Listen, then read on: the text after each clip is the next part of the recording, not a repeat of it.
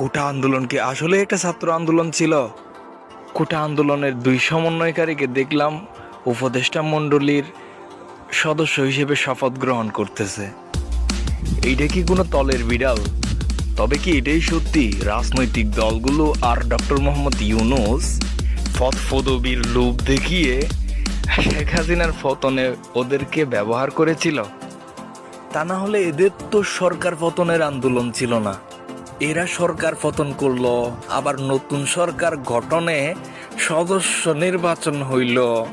এইটা কোন ধরনের আন্দোলন বুঝলাম না ভাই। তোরা ভাই ছাত্র আন্দোলনের নেতা, কোটা আন্দোলন করছিলি, তোরা আবার জাতীয় নেতা হয়ে গেলি কেমনে? বুঝলাম না, ছাত্রছাত্রী আন্দোলন করলো কোটার জন্য, এখন দেখি সরকার গঠন করতেছে। জিনিসটা কেমন জানি খটকা লাগতেছে না? চাইলাম চা, দিলা শরবত। বাংলাদেশের মেধাবী ছাত্রছাত্রী এই দুইজন যাদের কথা আন্দোলন করছিলি, এই দুইজন কোন মেধাতে উপদেষ্টা হয়েছে বল?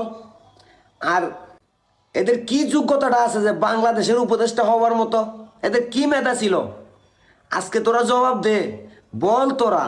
এই দুইজন তো বাংলাদেশের উপদেষ্টা হয়ে গেছে, কোন যোগ্যতায় হয়েছে? তাদের সে যোগ্য ব্যক্তি কি বাংলাদেশে কেউ ছিল না?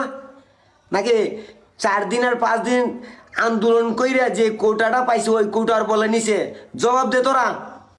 যদি জবাব না দেস তাহলে আমি মনে করি আমি যে তোদেরকে অমেধাবী অযোগ্য ছাত্রছাত্রী বলছিলাম ওইটাই ঠিক। কারণ তোরা শিক্ষিত হয়েছিস, সুশিক্ষিত না। আজকে তোরা জবাব দিয়ে যা, এই দুইজন কিভাবে উপদেষ্টা পদ পাইলো? মেধা দিয়ে নাকি কোটা দিয়ে?